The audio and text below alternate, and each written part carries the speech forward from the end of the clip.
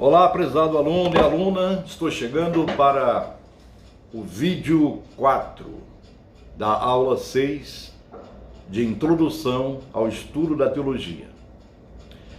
Muito bem, continuando a falar sobre as teologias do século XX, as suas características, temos agora a teologia da evolução. A teologia da evolução tem um expoente jesuíta, um padre jesuíta, chamado Pierre Teilhard de Chardin, francês. Ele viveu entre os anos de 1881 a 1955. Um dos acontecimentos religiosos que mais despertaram o interesse dos teólogos do fim da década de 50 do século XX foi a popularidade póstuma dos cientistas e deste místico jesuíta, Pierre Teilhard de Chardin. Ele é considerado o fundador de um sistema teológico que ficou conhecido como teologia da evolução. Durante sua vida, este teólogo foi impedido de publicar seus livros, considerados pela Igreja Católica como sendo nocivos e de conteúdo herético. Porém, 15 anos depois da sua morte, esses livros, suprimidos durante toda a sua vida, começaram a aparecer.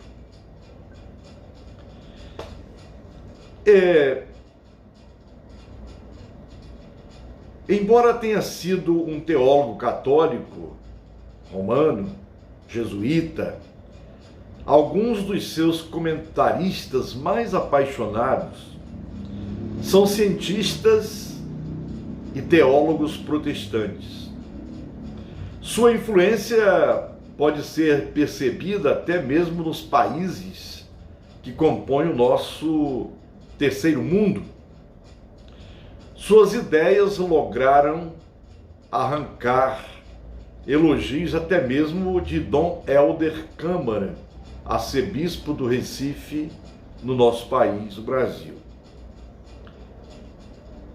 Muitos fatores ajudam a explicar a repentina popularidade que alcançou a teologia de Teilhard de Chardin.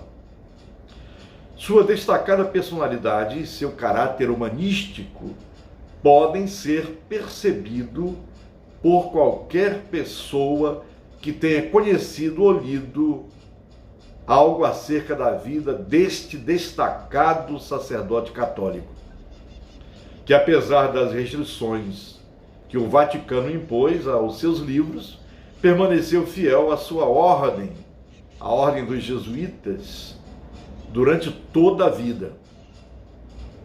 Seus conhecimentos de geólogo e paleontólogo são grandes atrativos para o mundo científico. Vejam bem que até hoje Teilhard de Chardin é citado pelos acadêmicos.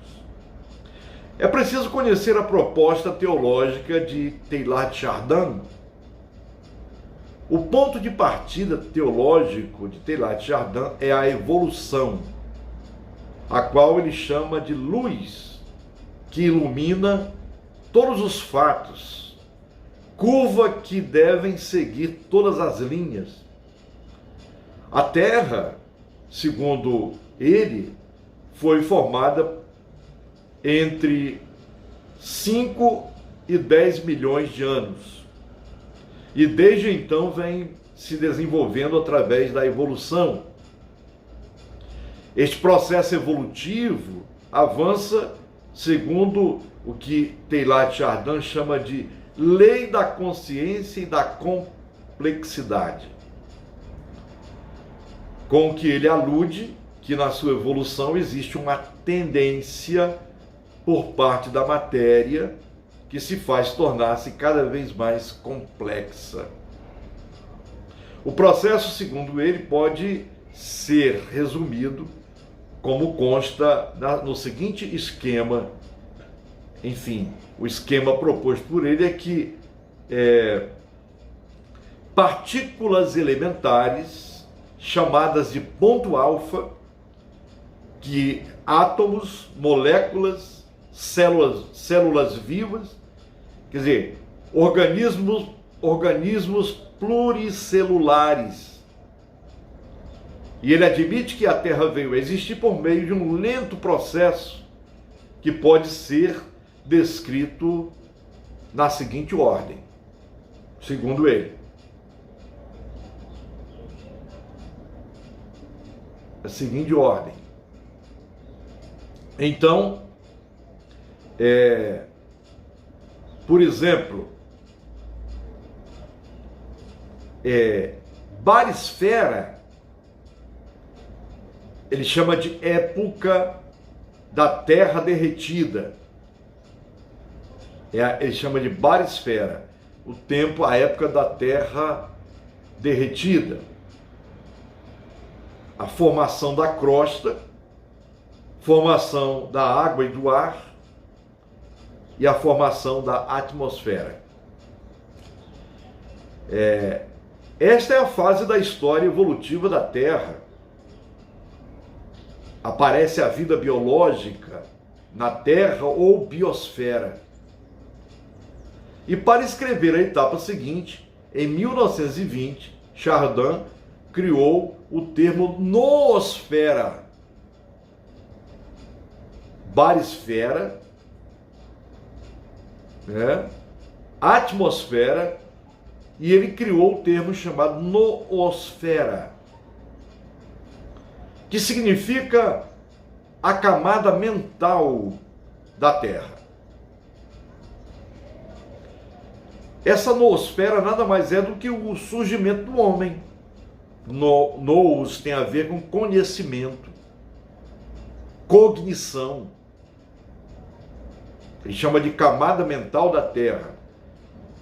E essa noosfera nada mais é do que o surgimento do homem pensante sobre a Terra.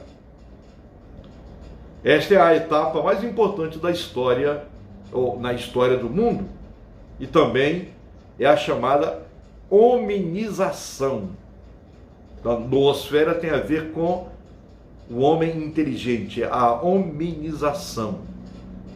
E nesta fase o processo evolutivo adquire consciência de si mesmo. Nessa etapa de sua teoria evolutiva, Teilhard de Chardin começa a se apoiar na teologia para predizer o futuro da evolução. Ele vê todo o processo evolutivo que começa com as partículas que ele chama de o ponto alfa e converge com o que chama de ponto ômega, ou seja, a união sobrenatural de todas as coisas em Deus. Assim sendo, Deus vem a ser a causa final. Deus será tudo em todos, conforme 1 Coríntios 15, 28, numa forma superior de panteísmo. A expectativa da unidade perfeita, na qual cada um dos elementos alcançará sua consumação ao mesmo tempo que o universo. Portanto, na teologia darwiniana de Teilhard de Chardin, Cristo é o centro do processo evolutivo e o seu princípio básico. O Cristo de Teilhard de Chardin é o reflexo no coração do processo do ponto ômega e se encontra no final do processo por meio de um ato pessoal de comunhão.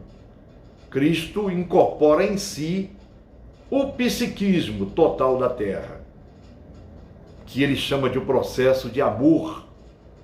O amor, segundo ele, não é exclusividade do ser humano, e sim propriedade geral de toda a vida, sendo ele a afinidade do ser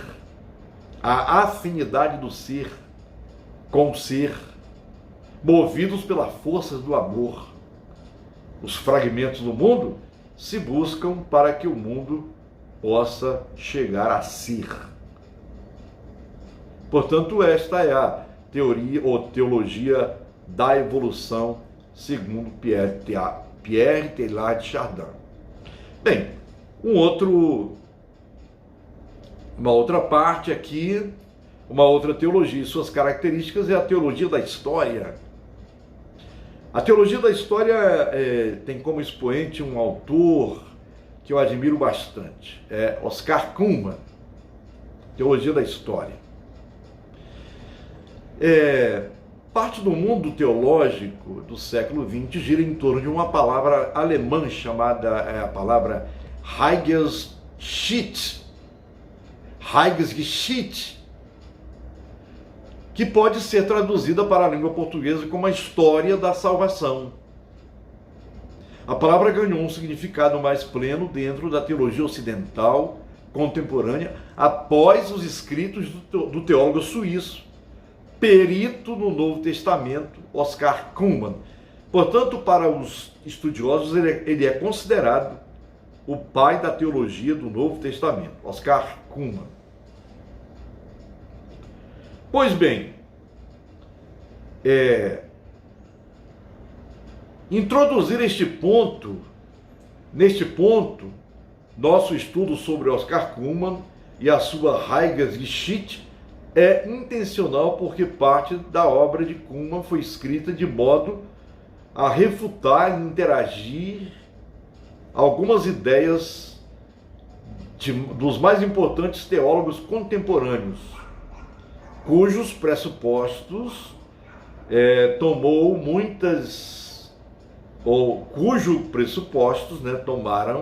muitas ideias básicas para um novo enfoque da história. Também foi influenciado pela compreensão cristocêntrica do barthianismo e pelo conceito definitivo do papel da fé na revelação divina.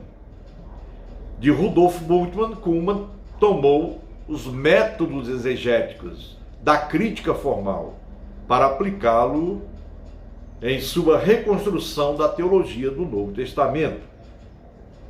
E devido a essa relação com os escritos de Barth e de Bultmann, é sábio referir-se às ideias de Oscar Cullmann como sendo neo-ortodoxas em sua orientação.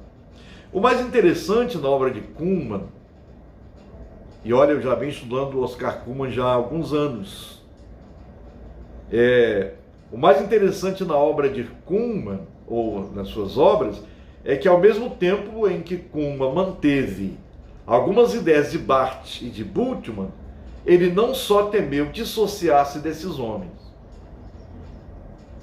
Ele diz que Barth e Bultmann assimilaram noções filosóficas estranhas que corromperam sua percepção da mensagem espontânea do Novo Testamento.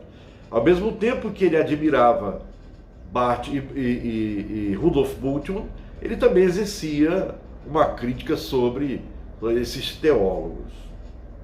Portanto, esta diferença entre Cullmann e seus contemporâneos pode explicar porque muitas de suas ideias têm hoje sido aceitas aos evangélicos ocidentais, ao passo que as ideias de Barth são rejeitadas.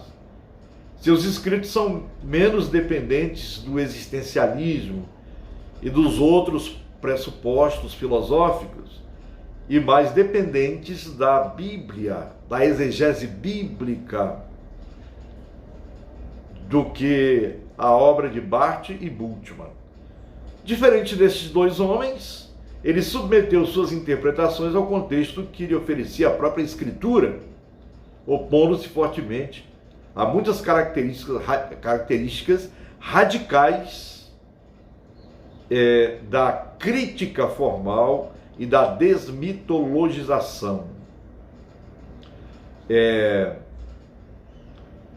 Neste mesmo sentido, prezado aluno, enfatizou a importância da história para a compreensão adequada da Bíblia.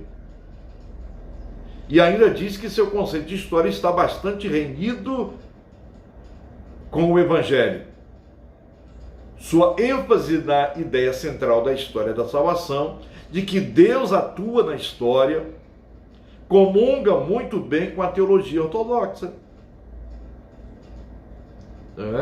Outro ponto importante na teologia de Cullmann é a ênfase que ele dá na cristologia.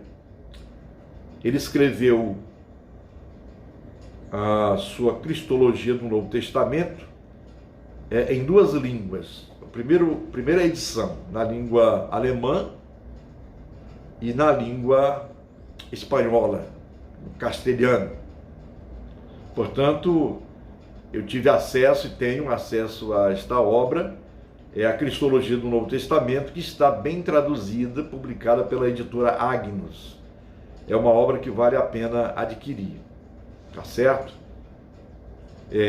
Portanto, aí está a teologia da história, cujo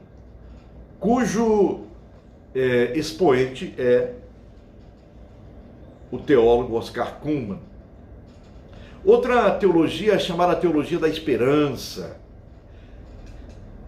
Em 1965, um jovem teólogo alemão da Universidade de Tubinga fez ressoar sua voz através de seu livro The Theology of Hope, a Teologia da Esperança, que saiu em inglês em 1967, cujo teor repercutiu grandemente no mundo acadêmico. No ano de 1969, foi publicada a sua segunda obra, Religion, Revolution and the Future, Religião, Revolução e o Futuro. Os teólogos receberam e entenderam o livro de Jürgen Moltmann como sendo um chamado refrescante a uma maior valorização da escatologia dentro da teologia cristã, além de ser um ataque devastador aos teólogos existencialistas que argumentavam na linha de Bultmann. Quero dizer para você que este teólogo, Jürgen Moltmann, que é um teólogo histórico vivo, está com 94 anos, eu tive o privilégio de estar com ele na FAICAD. Então recebemos aqui o Moltmann. Fiquei muito feliz de estar ao seu lado, de ter um contato com ele, de saber da sua dedicação ao reino de Deus. Ele também foi militante contra o regime nazista e ele escreveu a Teologia da Esperança. Mais tarde, no ano de 2000, ele escreveu A Vinda de Deus, quer dizer, é uma obra escatológica, atualizando, portanto, a sua Teologia da Esperança. E a chave central para entender a teologia futurista de Moltmann é a ideia de que Deus está sujeito ao processo temporal. Isso, os teólogos clássicos, eles ficam assim, doidos, e eles não aceitam, quer dizer, afirmar que Deus está sujeito ao processo temporal, e neste processo Deus não é plenamente Deus, porque ele é parte do tempo que avança para o futuro. No cristianismo tradicional, Deus e Jesus Cristo aparecem fora do tempo, no atempo. Na teologia de Moltmann, não confunda com Bultmann, é Moltmann, Jürgen Moltmann. Portanto, em sua teologia, a eternidade se perde no tempo. Para Moltmann, o futuro é a natureza essencial de Deus. Deus não revela quem ele é, e sim quem ele será no futuro. Desta forma, Deus está presente apenas em suas promessas. Deus está presente na esperança. Todas as afirmações que fazemos sobre Deus são produto da esperança. Diz ele: nosso Deus será Deus quando cumprir suas promessas e com isso estabelecer o seu reino. Deus não é absoluto. Ele está determinado pelo futuro.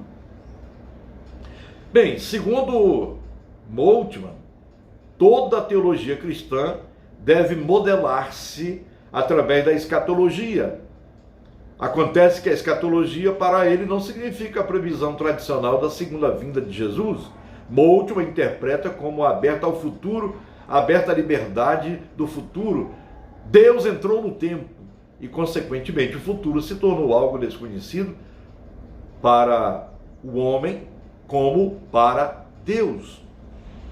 O cristianismo evangélico relaciona intimamente a ressurreição de Cristo com a escatologia. O Cristo ressuscitado é as primícias da ressurreição, conforme 1 Coríntios 15, 23 e Atos 4, 2.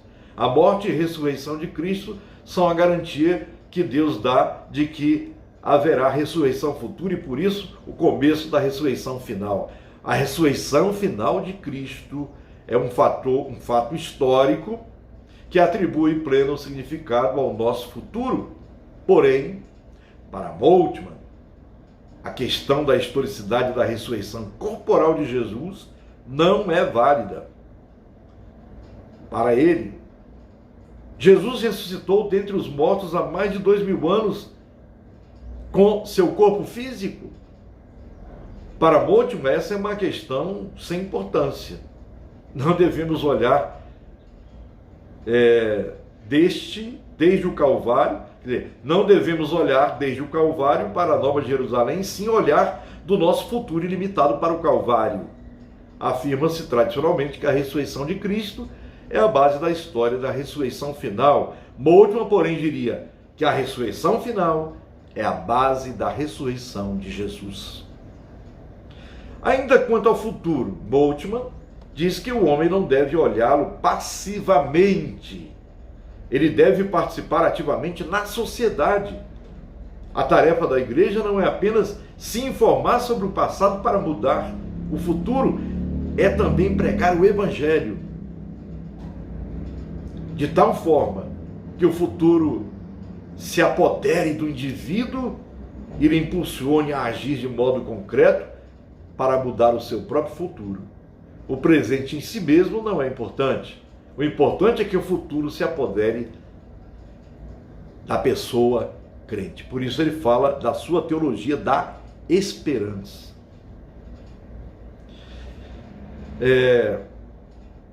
Moltmann diz que o principal propósito da igreja é ser instrumento por meio do qual Deus trará reconciliação universal e social,